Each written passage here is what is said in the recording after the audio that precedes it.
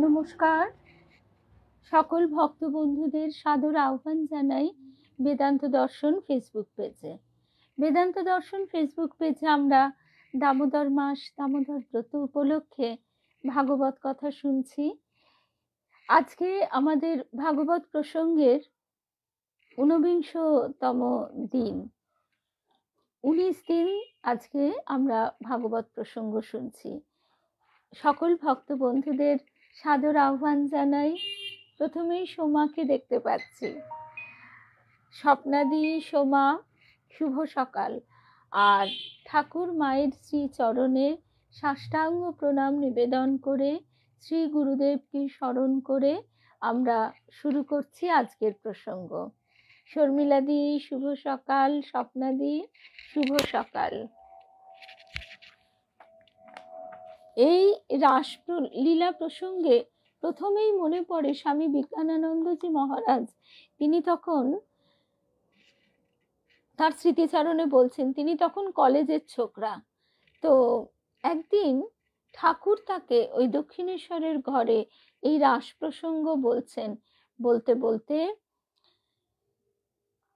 ঠাকুরের কথা শুনে বিজ্ঞানানন্দজি মহারাজ বলছেন তিনি ভাবস্থ হয়ে গেছেন, কিন্তু আমি হো হো করে হেসে ফেললাম।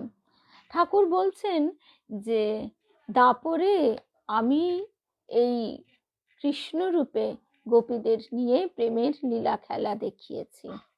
এই কথা শুনে বিজ্ঞানানন্দজি মহারাজ বলছেন আমি তখন কলেজের ছোকরা, হো হো করে হেসে ফেললাম, কিন্তু ঠাকুর তাতে একটুও রাগ করলেন না। ঠাকুর গম্ভীরভাবে এমনভাবে সেই রাসতত্ত্ব ব্যাখ্যা করতে লাগলেন যে আমার চোখের সামনে যেন সেই তত্ত্ব একেবারে পুঙ্খানুপুঙ্খ পরিস্ফুট হয়ে উঠল। তা ভাবলে অবাক লাগে যে স্বয়ং পূর্ণ ব্রহ্ম নারায়ণ তিনি এই দেহাতীত অপার্থিব জগতের খবর তিনি ভক্তকে দিচ্ছেন। সেই প্রসঙ্গ আমরা বুঝতে না পারলেও ভাগবতকার বলছেন তবুও জীব যদি এই প্রসঙ্গটি শোনে শ্রদ্ধা নিয়ে, ভক্তি নিয়ে, বিশ্বাস নিয়ে, তবে সেও উত্তীর্ণ হয়ে যায়। শুভ সকাল পূর্ণিমা, সর্বরিদি, পারমিতা, জয়ন্তীদি, মধুরিমাদি, রুম্পা, পলি, আর তো সকলের সঙ্গে আগেই কথা হয়েছে। শুভ সকাল, জয় রামকৃষ্ণ। শ্রীমদ্ ভাগবতে শ্রীকৃষ্ণের অনেক লীলাই প্রকাশ পেয়েছে। কালকে আমি এটা সকলের জন্যই বলি যে আমরা সবাই কালকে লালজিকে দর্শন করবার সৌভাগ্য লাভ করি। নারী পুরুষ নির্বিশেষে লালজি 4 তলা থেকে নিচে নেমে আসেন। আর সেখানে ওই দাদা যিনি গান করেন এমন করে বলেন যে তখন মনে হয় সত্যি যে এ আক্ষরিক অর্থেই এত মধুর। তুমি তাই এসেছো নিচে, আমায় নইলে ত্রিভুবনেশ্বর, তোমার প্রেম হতো যে মিছে। তুমি সেই 4 তলা থেকে পুরুষ ভক্তকে দর্শন তো তিনি প্রতিদিন দেন না, বছরে 6 দিন দেন। তার মধ্যে আগামীকাল রাস পূর্ণিমা এবং সকলের জন্য অবারিত দর্শনের সুযোগ। সকলেই সন্ধ্যাবেলায় বিকেল 4টে থেকে উপস্থিত হতে পারেন 8:30 অবধি। সবাই তো যাবই, এর মধ্যে যত তাড়াতাড়ি সম্ভব তত তাড়াতাড়ি যাবার চেষ্টা করব। 7:30টার মধ্যে তো অবশ্যই পৌঁছবার জন্য লালজিকেই ধরে রেখেছি, কেননা গাড়িতে গেলে রাস্তায় জ্যাম, আর এখন আমাদের মেট্রোর একটা অসুবিধে তৈরি হয়েছে। তো সেই কারণে দেখা যাক, যেতে তো হবেই, আবার সন্ধ্যা পূজা সেরে তারপর যাব।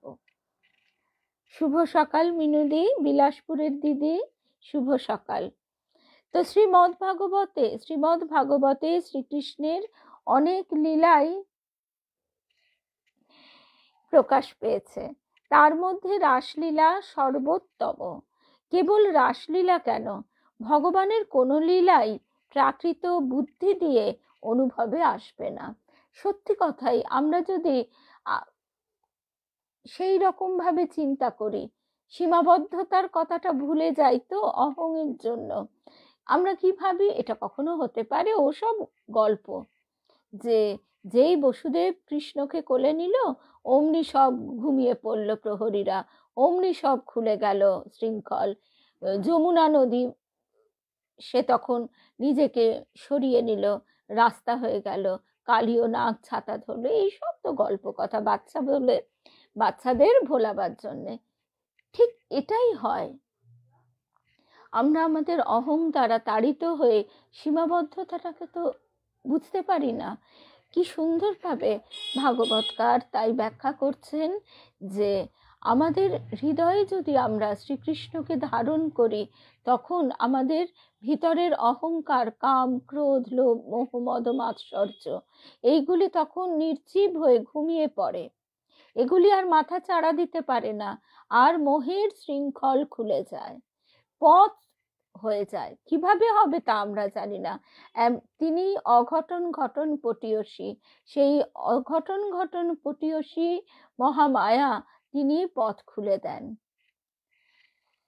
তো লীলাতে চিন্ময় বুদ্ধি থাকা চাই, তাই শ্রী ব্যাসদেব শ্রীমদ্ ভাগবতের শুরুতেই বলেছেন, শ্রী বেদব্যাসের নিমন্ত্রণেতেই বোঝা গেছে যে নিমন্ত্রণ পত্র আমাদের দেননি ব্যাসদেব। পিবত ভাগবতং রসমালয়ং মুহুরক রসিকা ভুবি ভাবুকা, আমাদের দেননি, বলছেন ভাগবত বক্তা শ্রীমৎ কৃষ্ণানন্দ দাস বাবাজি। নিমন্ত্রণ পত্র দিয়েছেন রসিক জনদের, ভাবুক জনদের, আমাদের প্রতি নিমন্ত্রণ আসেনি। যারা রসিক ভাবুক তারা নিমন্ত্রণ পাবেন। ভাগবত রস আস্বাদনের নিমন্ত্রণ পত্র কাকে দিয়েছেন? রসিকা ভুবি ভাবুকা, হে রসিকজন তোমরা এসো, তোমরা এসো, এসে আমার এই ভাগবতং রসম আলয়ং মুহ পিবত, ভাগবত রস আলয়ং মানে মুক্তি পর্যন্ত, মুক্তি হওয়ার পরেও পান করো। অন্য সাধন মুক্তিতে শেষ জ্ঞান বা যোগ যেসব সাধন আছে তারা মুক্তিতে শেষ, মুক্তি পেলে আর সাধনের প্রয়োজন নেই। কিন্তু ভাগবত রস আস্বাদনের যে সাধন তা কিন্তু মুক্তিতেও শেষ হচ্ছে না। মুক্তির পরেও মুক্ত পুরুষগণের আস্বাদনীয় ভাগবত রস বেদব্যাস তাই বুঝে আমাদের নিমন্ত্রণ করেননি, রসিক জনকে, ভাবুক জনকে নিমন্ত্রণ করেছেন। রঙ্গনাথানন্দজি মহারাজ তাই বলছেন যে গীতা পাঠের দ্বারা আধার প্রস্তুত করবার পর ভাগবত পাঠ, ভাগবত শ্রবণ করলে তবে তার যথার্থ রস অনুভব করা যায়। এখন আমরা যেহেতু উপযুক্ত আধার নই, তা বলে কি আমরা তা শুনবো না? তা নয়। একটি শিশু, সদ্যজাত একটি শিশু, তাকে দুগ্ধ পান করানো হচ্ছে, সে একটু একটু করে পুষ্ট হচ্ছে। সেই একটু একটু করে পুষ্ট হতে হতে একদিন একদম সুপুরুষ বা একজন পূর্ণ বয়স্ক মানুষে পরিণত হবে, সেটা আমরা ভাবতেই পারি না। সেই রকম আমরাও যদি একটু একটু করে এই গোদুগ্ধের মতন তার থেকেও বেশি ভাগবত অমৃত পান করি, তাহলে আমাদের মধ্যেও সেই পুষ্টি লাভ করবে। শুভ সকাল। রস কাকে বলে? রসঃ বৈ সঃ, রস হলেন স্বয়ং শ্রী ভগবান। যিনি আস্বাদন করেন তিনি রসিক। এই আনন্দ ঘন ভগবানকে 4 প্রকারে আস্বাদন করা যায়: দাস্য ভক্তিতে, সখ্য ভক্তিতে, বাৎসল্য ভক্তিতে, মধুর ভক্তিতে। এখানে ঠাকুরের একটা কথা নিশ্চয়ই মনে পড়ছে। ঠাকুর বলছেন, মা আমাকে রসে বসে রাখিস মা। আমরা অধম, অতি অধম। আমরা কি তার ব্যাখ্যা করলাম যে আমরা সংসারের এই সমস্ত রস গ্রহণ করব, সেটাও থাকবে, আবার ঈশ্বরও থাকবেন। দেবী মা সবসময় বলতেন, তোমরা কি চাও জানো? তোমরা চাও সংসার একেবারে নিখুঁত পরিপাটি সাজানো থাকবে। আবার ঠাকুর শ্রী রামকৃষ্ণ হঠাৎ একদিন তোমাদের সামনে দর্শন দেবেন, এটা হয় না। ঠাকুর কথামৃতে বোঝাচ্ছেন দুটি জিনিস কি একসঙ্গে দেখা যায়? এই দেখো, আমার এই একটা হাত দেখছো, ঠাকুর এমনি করে বোঝাচ্ছেন, এর ওপরে আমি আর একটা হাত রাখলাম, তাহলে কি তলার হাতটা দেখা যাবে? যাবে না, ওপরের হাতটা সরাতে হবে। সুতরাং আমাদের এই যে বহির্মুখী আকর্ষণ, সেইটি না সরানো পর্যন্ত আমরা অন্তরের ঐশ্বর্যের খোঁজ পাই না, এটা সম্ভবই নয়। এই চার প্রকারের মধ্যে যে কোনো ভক্তি রসে যাদের আস্বাদন আছে গোবিন্দের, তারাই রসিক। সুতরাং ঠাকুর রসে বসে কথাটার অর্থে কি বুঝিয়েছেন সেটা আমরা নিজেদের মতন করে ইন্টারপ্রেট করে নিয়েছি। এই রসিকদের নিমন্ত্রণ পত্র দিয়েছেন বেদব্যাস। আর কে আসবে? ভাবুকাহা রসা বিশেষা ভাবনা চতুরাহা। রসের বিশেষকে ভাবতে যারা পটু, তিনি ভাবগ্রাহী জনার্দন। সুতরাং তাকে ভাবতে ভাবতে ভাবের উদয় হবে, তাকে ভালোবাসতে বাসতে ভালোবাসা ঘনীভূত হবে। ঠাকুর বলছেন চন্দন বাটতে বাটতে, সে চন্দন কাঠ ঘষতে ঘষতে তবে সে চন্দন জমা হয়, ফুল নাড়তে চাড়তে তার সুগন্ধ বেরোয়। সেই রকম তার কথা ভাবতে ভাবতে সে ভাবুক হয়ে উঠবে। শৃঙ্গার রস, চিত শৃঙ্গার রস, যে রসটা জ্ঞান অপ্রাকৃত আনন্দ দিয়ে তৈরি হয়েছে, শৃঙ্গার রসটা, রতি রসটা, সেরকম নায়ক নায়িকা কোথায়? চিত শৃঙ্গার তৈরি হবে যে রসটা, সে নায়ক নায়িকা কোথায়? আমরা দেহবদ্ধ জীব, দেহের মধ্যে বসে আমরা কখনোই সেই মুক্ত আনন্দের সংবাদ পেতে পারি না। রাধা গোবিন্দ, রাধা গোবিন্দ হলেন সেই নায়ক নায়িকা, চিত বিগ্রহ বিশিষ্ট দুইটি, শ্রী রাধা ঠাকুরানী আর অনাদি আদি শ্রী গোবিন্দ। এই দুইটি বস্তুর যে শৃঙ্গার রস, রতি রস, তার নাম চিত শৃঙ্গার। সৎ চিত আনন্দ বিগ্রহ, কোন রকম পার্থিব রসেরই এখানে প্রবেশাধিকার নেই। চিত বিগ্রহ দুইটি, শ্রী রাধা শ্রী গোবিন্দ, তাদের যে শৃঙ্গার রস, তাকে ভাবতে ধ্যান করতে যারা পটু হলেন তারা ভাবুক, তার ভাবের ভাবী হতে বলছেন ভক্তকে। তাদের নিমন্ত্রণ করেছেন বেদব্যাস, যারা তার ভাবের ভাবী। হে রসিকজন, হে ভাবুকজন, তোমরা এসো, এসে আমরা এই ভাগবত রস মুহুর্মুহু পান করি। এসো তোমরা। আমরা কি করব? বেদব্যাস তো চিঠি দিয়েছেন ভাবুককে, আমরা কি করব? কৃষ্ণানন্দ দাস বাবাজি তিনি বলছেন আমরা তাদের ছাত্র হব। ছাত্র হতে পারলে মহাজনদের ভাগবত রস আস্বাদনের প্রসাদ আমরা কিছু পেতেও পারি। রাসলীলা অর্থাৎ শৃঙ্গার রসের লীলা, রাধা গোবিন্দের প্রেম আস্বাদনের লীলা। সুখদেব গোস্বামী বলছেন ঋক্ষরস্তুং মনশ্চক্রে যোগ মায়া মুপাশ্রিতঃ। ঋক্ষরস্তুং মনশ্চক্রে যোগ মায়া মুপাশ্রিতঃ। ভগবানপি তারাত্রিঃ শারদোৎফুল্ল মল্লিকাঃ। অর্থাৎ শরতের মল্লিকা ফুলের মতন সুন্দর যে রাত্রি, সেই রাত্রে এই রাসলীলা হচ্ছে।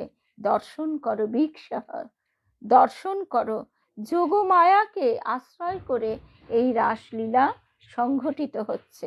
এটি রসের লীলা। সুখদেব বলছেন তাতে ভগবান শব্দটা প্রয়োগ করার কি প্রয়োজন ছিল? ভগবান বিগ্রহ নিত্য সচ্চিদানন্দময়। এই বিগ্রহ ভক্তি সাধনের প্রথম ভিত্তি।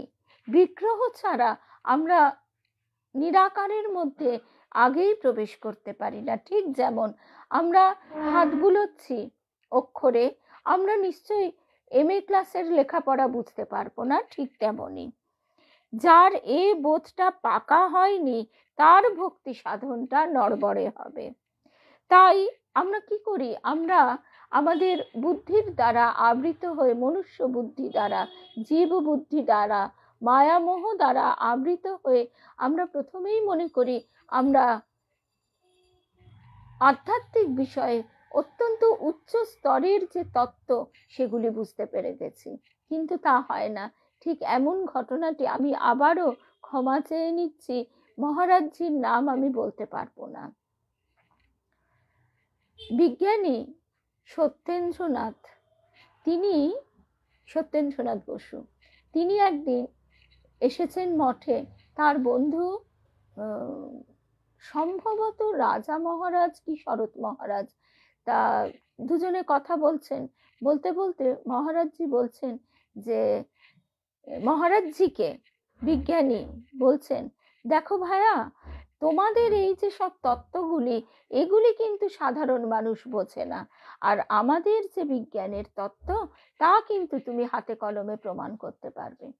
তখন মহারাজজি বলছেন, আচ্ছা, তোমার কথা না হয় আমি শুনলাম, মেনেও নিলাম, কিন্তু এসো তো বাপু, ওই যে দেখো, ওই যে দূরে মাঠে যে চাষাটা এতক্ষণ ঘাস কাটছিল, সে এখন শুয়ে ঘুমুচ্ছে, তাকে তুমি ডেকে তুলে তোমার এই তত্ত্ব কথাগুলো বলো, সে যদি বুঝতে পারে আমি তোমার কথা একেবারে মেনে নেব। তখন বিজ্ঞানী, তিনি, তার তো বুদ্ধি পরিধি আমাদের থেকে অনেক বেশি, সঙ্গে সঙ্গে তিনি উপলব্ধি করলেন তার বন্ধু তাকে কি বলতে চাইছে। অর্থাৎ সাধারণ মানুষকেও যেমন সেই সব তত্ত্ব বোঝানো যায় না, উপযুক্ত আধার না হলে, ঠিক তেমনি আধ্যাত্মিক ক্ষেত্রেও উপযুক্ত আধার গঠন না হলে সেও কিন্তু বুঝতে পারে না। এই জন্যই রাজা মহারাজ বলছেন, 4 বছর যেমনটি বলছি তেমনটি করে এসো, যদি কিছু উপলব্ধি না হয় আমাকে একটা চড় মেরো, আমি গাল বাড়িয়ে আর একটা চড় খাবো।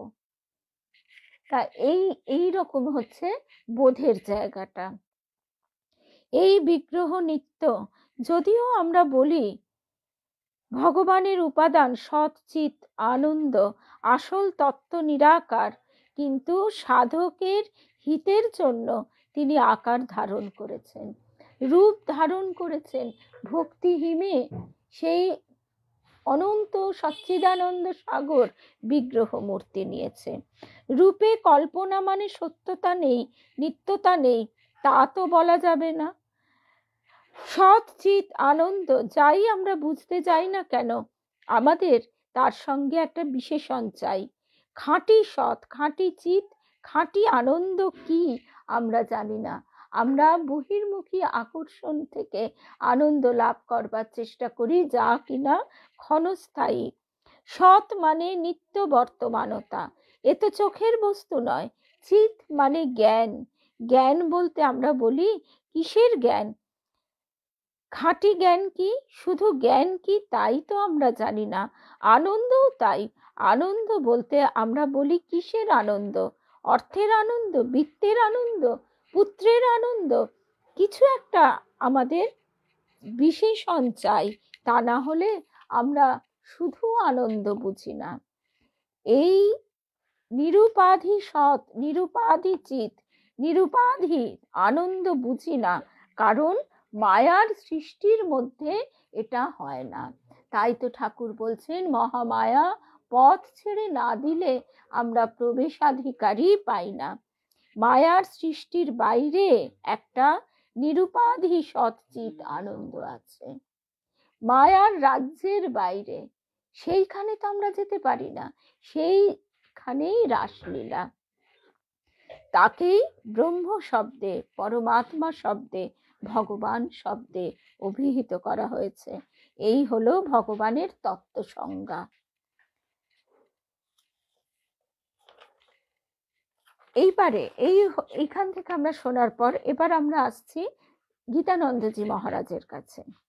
একদিন কথা প্রসঙ্গে শ্রী রামকৃষ্ণদেব বলেছিলেন, রাধা কৃষ্ণ মানো আর না মানো, ওই টানটুকু লও, অর্থাৎ ভগবানের উপর শ্রী রাধিকার যে তীব্র অনুরাগ ভক্তিশাস্ত্রে বর্ণিত হয়েছে, সেই অনুরাগকে জীবনের আদর্শ করো। কথাটা হচ্ছে এই যে ভগবানকে ভালোবাসতে হবে, তার মাধুর্য আস্বাদন করতে হবে। একমতে আছে যে গোপীরা, ঠাকুর বলছেন, গোপীরা পূর্বজন্মে ঋষি ছিলেন, অর্থাৎ সত্য যুগে তারা যোগ সাধনা তপস্যার দ্বারা জ্ঞান পথে ঈশ্বর লাভ করেছিলেন। ভগবানকে তারা তার যে মাধুর্যময় আনন্দমণ্ডিত রূপ, সেইভাবে তারা আস্বাদন করেননি। ভগবানকে সেইভাবে পাওয়ার জন্য যখন তিনি কৃষ্ণ রূপে অবতীর্ণ হলেন, তখন তিনি তাদের সঙ্গে করে নিয়ে এলেন ভগবানকে প্রতিভাবে সেবা করবার জন্য। বৃন্দাবনে তারা গোপী জন্ম লাভ করলেন। আধ্যাত্মিক রাজ্যে তারা সকলেই ছিলেন বিশেষ উচ্চ অধিকারিণী। ভক্তিশাস্ত্রে যত রকম আধ্যাত্মিক অনুভূতির কথা আছে, গোপীরা রাসলীলাতে সেসবের চরম অনুভূতি লাভ করেছিলেন। ভগবানকে প্রতিভাবে আলিঙ্গন করে তার সঙ্গে নৃত্য গীতাদি করে গোপীরা যে ব্রহ্মানন্দের আস্বাদ পেয়েছিলেন, পরমহংস শিরোমণি সুখদেব সেই অমৃতময়ী কথাই রাসলীলাতে বর্ণনা করেছেন। ব্যাসদেব শ্রীমদ্ ভাগবত রচনা করলেন। রচনা করার পর তিনি সেটি কাকে দেবেন? তার পুত্র তো জন্ম থেকেই বৈরাগী, তাকে তো পাওয়াই যায় না। তিনি যে তাকে শিক্ষা দান করবেন, তা তিনি তো ঈশ্বর চিন্তায় বিভোর হয়ে জন্ম লাভ করেছেন। তো সেই জন্য একটি কাহিনীতে বলা হয় যে বনে কাঠুরিয়ারা কাঠ কাটত। তা সেই ব্যাসদেব তাদেরকে বললেন যে দেখো, তোমরা তো কাঠ কাটতে বনের কত গভীরে গভীরে প্রবেশ করো, তা তোমাদের এই কৃষ্ণ নাম শিখিয়ে দিচ্ছি।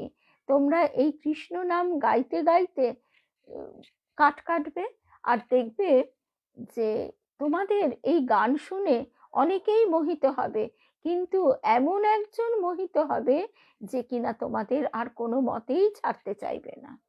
তখন তুমি গাইতে গাইতে, সেই কৃষ্ণ নাম গাইতে গাইতে আমার কাছে আসবে, সেও তোমাদের সঙ্গে সঙ্গে আসবে। এইভাবে সুখদেবকে ব্যাসদেব নিজের কাছে আকর্ষণ করে নিলেন সেই কৃষ্ণ নাম দ্বারা। ওই জন্য বলা হয়, সংসারে তুমি যদি কারুর প্রতি প্রকৃত শুভাকাঙ্ক্ষী হও, কারুর প্রতি যদি তোমার সত্যই ভালোবাসা থাকে, তার জন্য তুমি কৃষ্ণ নাম করো, তার জন্য তুমি ঈশ্বরের কাছে প্রার্থনা করো। প্রার্থনা মানে এই নয় যে আমার সন্তান যেন থাকে দুধে ভাতে, সে প্রার্থনা তো আমাদের এসে যায়, কিন্তু মাগো তুমি হাতটা ধরো, তুমি দেখো। ঠাকুর বলছেন, বাপ যদি হাত ধরে তাহলে আর পড়ে যাবার ভয় থাকে না।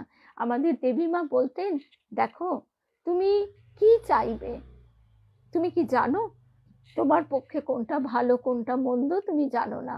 আমরা সবাই ভাবি, এটা বুঝি আমার ভালো, আমার বেশ এতটা টাকা হলে বেশ হয়।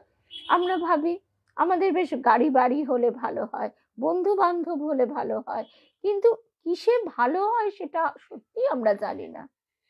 সেই জন্য ঠাকুরের কাছে প্রার্থনা, দেবীমা বলতেন, ঠাকুর তুমি যেমন বোঝো তেমনটি করে নাও, তোমার চরণের উপযুক্ত করে আমাকে গড়ে নাও। সন্তানের ক্ষেত্রে তো আমাদের সবচেয়ে বেশি দুর্বলতার জায়গা, তার জন্য একই প্রার্থনা। সে কি পড়বে, সে কিভাবে জীবন কাটাবে, সে সব কিছু দায়িত্ব মায়ের কাছে। মায়ের থেকে আর কে বেশি ভালো বোঝে? আমার বাবা কি কম রাগ করেছিল? আমার বাবা বলেছিল, কেন আমরা কি মেয়েকে বানের জলে ভাসিয়ে দেব? ওই যে আমি সবসময় বলতাম, এই বুদ্ধিটুকু গুরুদেবই দিয়েছিলেন, যে গুরুদেব যেমনটি বলবেন তেমনটি ভাবে আমি জীবন কাটাবো। এই প্রসঙ্গটি মানে এমন ভাবে মনে এসে গেল, না বলে পারলাম না। এই সমস্যাটা আমাদের হয়, আমরা সবাই যেটাকে ভালো মনে করি সেটা তো ভালো নাও হতে পারে।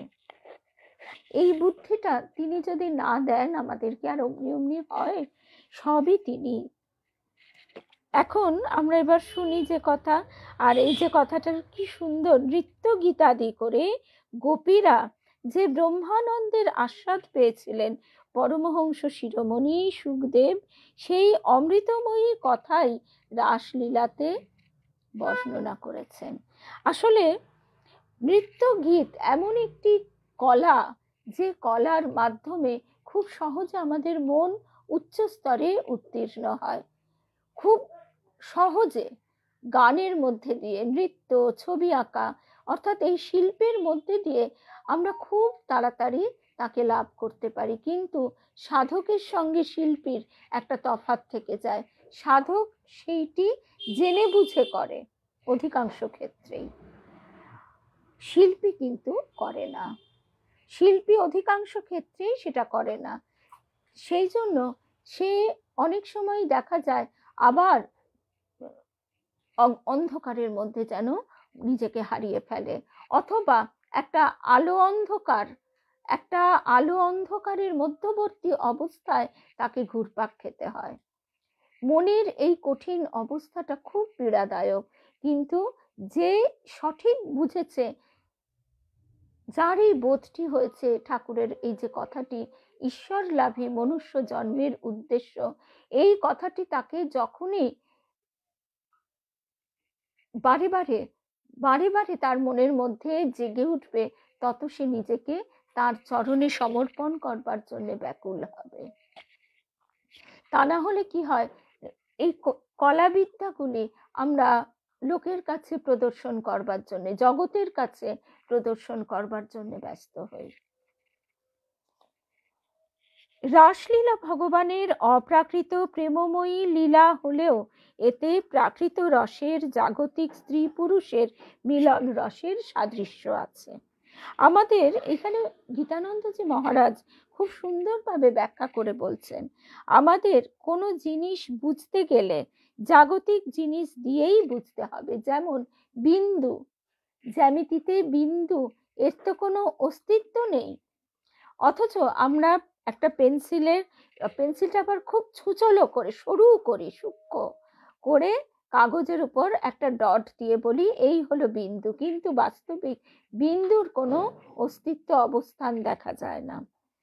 ঠিক সেই রকমই জাগতিক জিনিস দিয়ে বুঝতে হবে, এছাড়া আমাদের বোঝবার কোনো উপায় নেই। যেমন পঞ্চেন্দ্রিয়ের দ্বারা আমরা জগতের সবকিছু অনুভব করি, কিন্তু আমাদের যদি শত ইন্দ্রিয় থাকতো, তাহলে আমরা কিভাবে অনুভব করতাম জগৎকে? আমরা 3 ডাইমেনশনাল জগতে বাস করি, কিন্তু বিজ্ঞানীরা এখন নবম দশম অবধি স্বীকার করছেন। এই জন্যই বলা হয় অনন্ত রূপিণী, অনন্ত ভাবময়ী এই মহামায়া।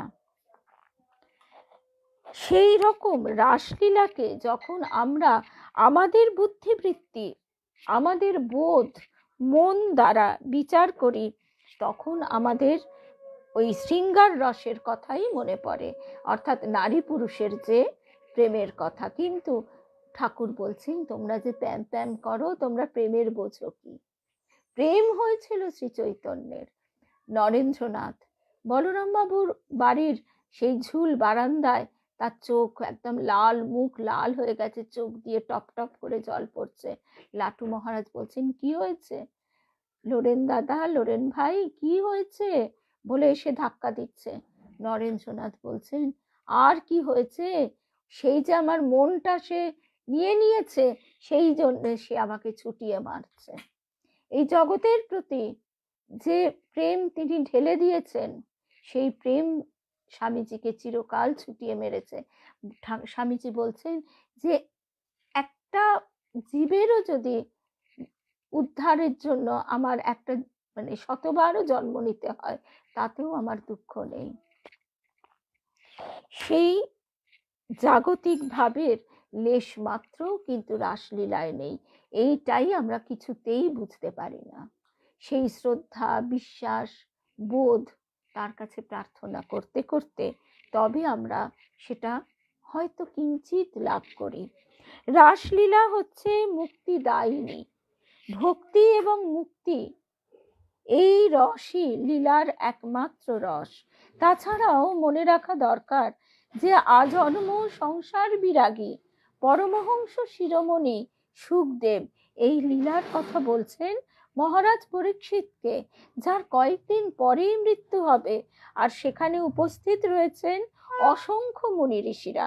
ভোগের খরিদ্দার সেখানে কেউ ছিল না। ভোগের খরিদ্দার ক্রেতা, আমরা তো সবাই ভোগের খরিদ্দার, ভাগবতকার এই শব্দটি ব্যবহার করেছেন।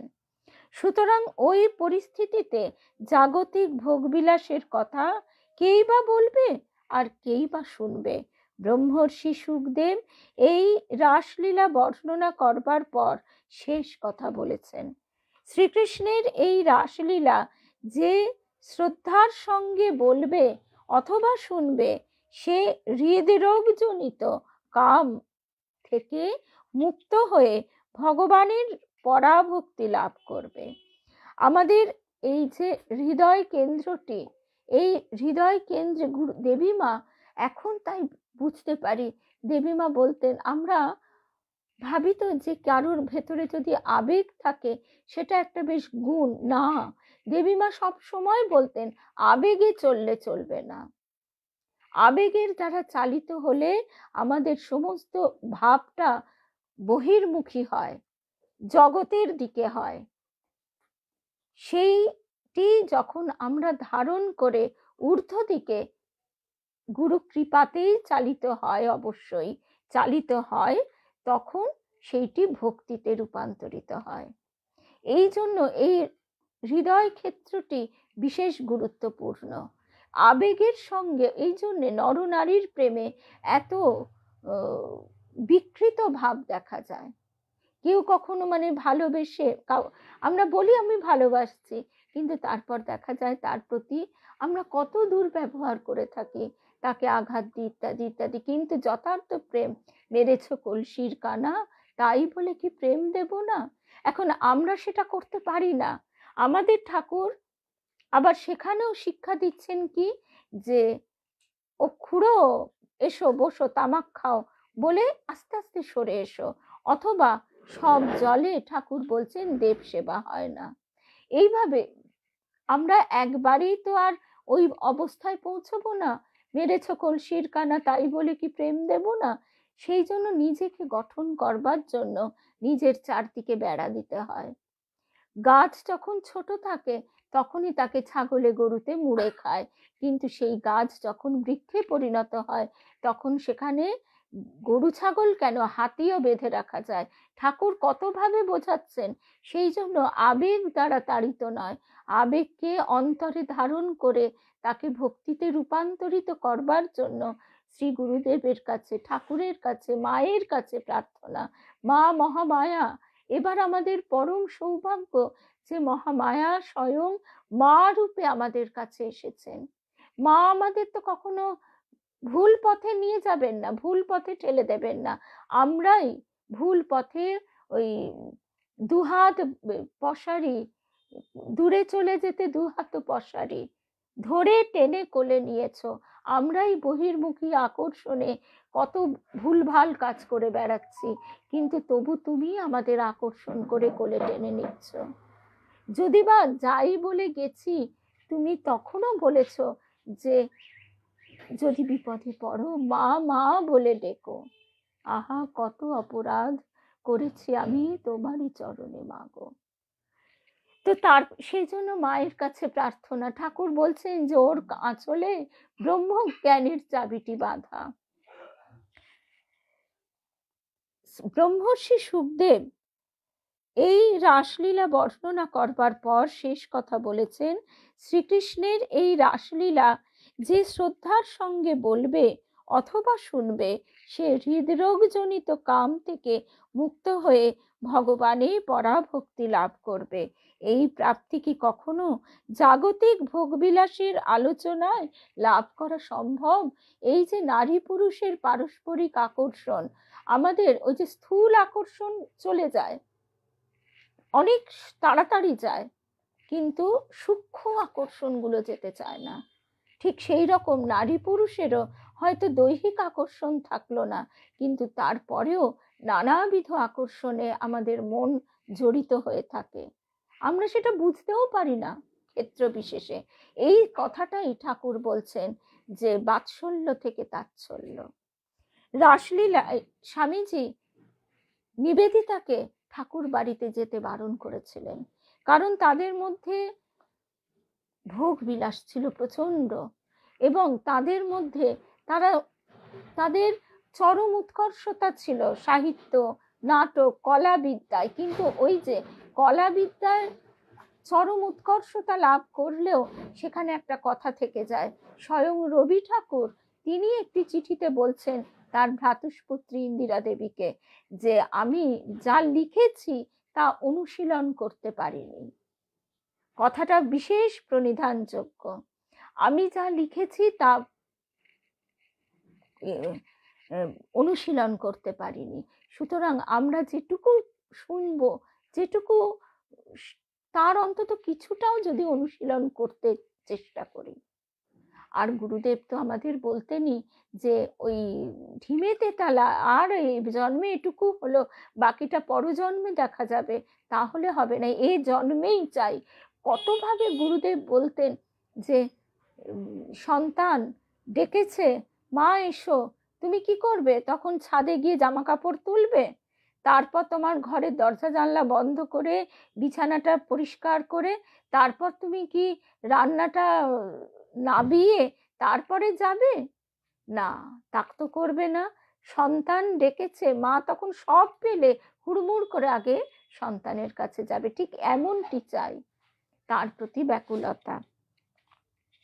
রাসলীলার ব্যাখ্যায় শ্রীধর স্বামী প্রথমেই বলেছেন, হ্যাঁ গো, এই সন্ধ্যাবেলা পাঠচক্র হয়তো প্রথমে বোধহয় 2-1 দিন একটু ইরেগুলার ছিল। ব্রহ্মাদি দেবতাদের পর্যন্ত বিপর্যস্ত করে, এইটি শুনে আজকে আমরা শেষ করব। কেননা এই প্রসঙ্গটি এত সুন্দর, এত সুন্দর যে কেন কেন আমরা কৃষ্ণের শরণাগত হব, কেন আমরা কৃষ্ণকে মদন মোহন বলি, মদন মোহন নামটি কেন? ব্রহ্মাদি দেবতাদের পর্যন্ত বিপর্যস্ত করে কামদেবের মনে এতই গর্ব হয়েছিল যে সে নিজেকে ত্রিলোক বিজয়ী বলে ভাবতে থাকে। মদনকে অবশ্য প্রশ্ন করা যায়, কেন মদন ভস্যের কথা কি ভুলে গেলে? উত্তরে মদনদেব হয়তো বলবেন, হ্যাঁ, হরকোপা নলে, ওই শিব ধ্যান করছিলেন আর মদনদেব তার ধ্যান ভাঙাবার জন্য গেছেন। শিবের তো রাগ হয়ে গেল, তার ত্রিনেত্র জ্বলে উঠল, আগুন অগ্নি ধারা গিয়ে মদনকে ভস্মীভূত করলো। তারপর মদনের স্ত্রী রতি, তিনি গিয়ে শিবকে আবার, তিনি তো অল্পেই তুষ্ট হয়ে যান, তাকে তুষ্ট করে আবার পূর্বাবস্থায় সবকিছু ফিরল। তা মদন ভস্যের কথা কি ভুলে গেলে? উত্তরে মদনদেব হয়তো বলবেন, হ্যাঁ, হরকোপানলে একবার আমি ভস্মীভূত হয়েছিলাম বটে, কিন্তু সেখানে শক্তির পরীক্ষা তো হয়নি, ধ্যান জপ ইত্যাদি মদন যুদ্ধের উপযুক্ত পরিবেশ নয়। তুমি যদি ধ্যান জপ ইত্যাদি করো, সেখানে তোমার চারপাশে এমন একটা বলয় সৃষ্টি হবে, আমরা অতি সাধারণ জীবও এটা বুঝতে পারি যে সেখানে কোনো কামনা বাসনা যুক্ত তীর নিক্ষেপ করতে মদন দেব পারেন না। তো সেখানে শক্তির পরীক্ষা হয়নি, কারণ ধ্যান জপ ইত্যাদি তো মদন যুদ্ধের উপযুক্ত পরিবেশ নয়।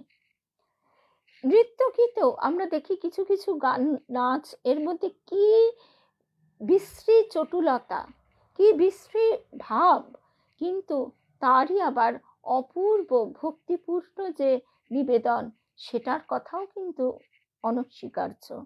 শিব ধ্যান করছিলেন, হঠাৎ আমায় ভস্ম করে দেন। তাছাড়া আমার পঞ্চস্বরে শিব কামার্ত হননি বটে, কিন্তু আমাকে তো উপেক্ষাও করতে পারেননি। আমার বাণীর প্রভাবে তিনি ক্রোধান্বিত হয়েছেন, ধ্যানভ্রষ্ট হয়েছেন। সুতরাং শিবই কেবল আমার গর্ব হরণ করেননি, আমার পঞ্চবাণে তারও যোগীশ্বরত্বের গর্ব চূর্ণ হয়েছিল। মদনের এই ত্রিলোক বিজয়ী গর্ব চূর্ণ করার জন্য ভগবান শ্রীকৃষ্ণ রাসলীলায় অসংখ্য গোপী পরিবৃত হয়ে এবং নিরালায় মাত্র একজন গোপীর সেবা করে যে অপার্থিব লীলা করেছিলেন, তাতে মদনের পূর্ণ পরাভব ঘটে।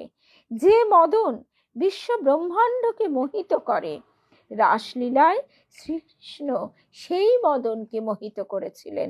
তাই শ্রীধর স্বামী বলছেন, যদি কেউ বিভিন্ন কামনা বাসনার শৃঙ্খল থেকে মুক্তি পেতে চাও, তাহলে গোপীমণ্ডল মণ্ডিত মদন মোহনের চরণে শরণাগত হও এবং শ্রদ্ধাপ্লুত চিত্তে রাসলীলা মদন মোহন লীলার কথা স্মরণ করো। এখন শ্রোতার প্রশ্ন উঠতে পারে, ভগবানের এই কাম বিজয় লীলার উদ্দেশ্য কি? একটি উদ্দেশ্য মদনের গর্ব চূর্ণ করা, দর্পহারী নারায়ণ তিনি। দ্বিতীয় উদ্দেশ্য, পৃথিবীর প্রায় সকলেই কোনো না কোনো কাম্য বস্তু ভোগের জন্য লালায়িত, সুতরাং সর্বতোভাবে নিষ্কাম অতি দুর্লভ।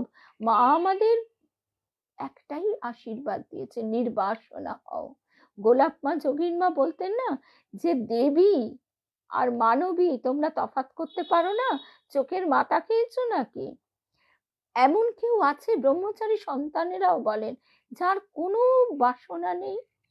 রাধুর জন্য মা আবার প্রার্থনা করছেন, তিনি শিক্ষা দিচ্ছেন সন্তানের জন্য কি প্রার্থনা করবে। রাধুর জন্য ঠাকুরের কাছে প্রার্থনা করছেন। দাক্ষিণাত্যে রাজা তার ধনরত্নের সম্ভার খুলে বলছেন যে মা তো নিলেন না, রাধু যদি, রাধারানী যদি কিছু নেয়। তা মায়েরই তো সন্তান যোগমায়া। রাধারানী অনেক দেখে টেখে বললেন, আমার লেখার পেন্সিলটা হারিয়ে গেছে, ওটা খুঁজে পাচ্ছি না, আমাকে একটা পেন্সিল দাও। আর আমাদের সেই জায়গায় কামনা বাসনাটা একবারও যদি ভাবি, এই আমাদের গুরুদেব তাই বলতেন, সৎ অসৎ বিচার করবে। আমি যে ভোগ বাসনার মধ্যে দিয়ে আমরা সবাই তো যাচ্ছি, আমরা এগুলি ত্যাগ করতেও ভয় পাই, কারণ আমাদের তখন একটা নিরালম্ব অবস্থা বোধের সৃষ্টি হবে। তারপরে আরেকটি আছে, লোকে কি বলবে, সমাজ কি বলবে। যারা ভোগের কামনা ত্যাগ করেছেন, তারা অষ্টসিদ্ধির কামনা, মুক্তির কামনা করে থাকেন। তাই কামের হাত থেকে প্রায় কারো নিস্তার নেই। কিন্তু যে ভক্ত সর্বতোভাবে নিষ্কাম হতে চায়, তার উপায় কি? সে কার শরণাগত হবে? দেবতাদের শরণ নিয়ে লাভ নেই, কারণ তারা নিজেরাই কামের বশীভূত।